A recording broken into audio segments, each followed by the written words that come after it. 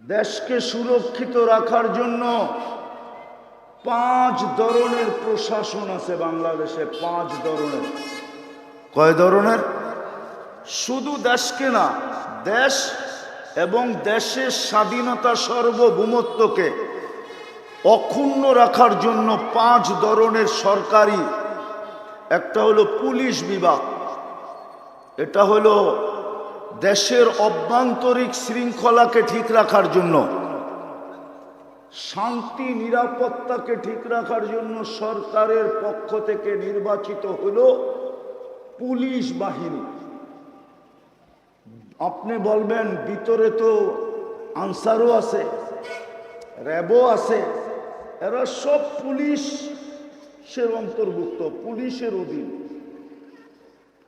তো প্রথম হলো পুলিশ বাহিনী, সীমান্ত পাহারা দেওয়ার জন্য বিজিপি, যেন সীমান্তের ভিতরে কেউ না ঢুকতে পারে, 1 ইঞ্চি জায়গাও না নিতে পারে। আর স্বাধীনতা সার্বভৌমত্বকে ধরে রাখার জন্য আকাশিকভাবে বিমান বাহিনী, সামুদ্রিকভাবে নৌবাহিনী, আর স্থল ভাগে সেনাবাহিনী। এই 5 বাহিনী হলো দেশকে সুরক্ষিত করার জন্য। আর কোরআন হাদিস দ্বীনকে সুরক্ষিত করার জন্য আল্লাহ নির্বাচিত করছে 4 বাহিনী। কয় বাহিনী? কয় বাহিনী? ভালো মতে বোঝেন কিন্তু। কয় বাহিনী? 4 বাহিনী।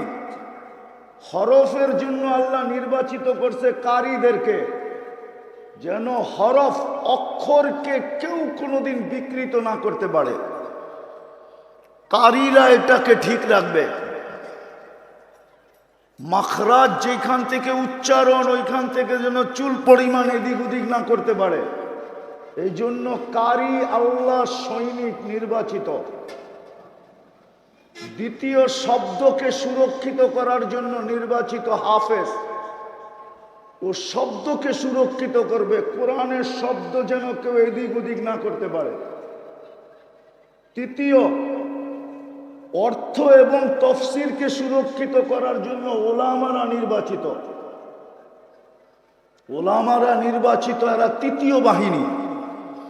কেউ যেন কোরআনের অর্থ উল্টা পাল্টা না করতে পারে, তফসির যেন উল্টা পাল্টা না করতে পারে। করতে দেরি ওইখানেই ওকে ধরতে দেরি করবে না।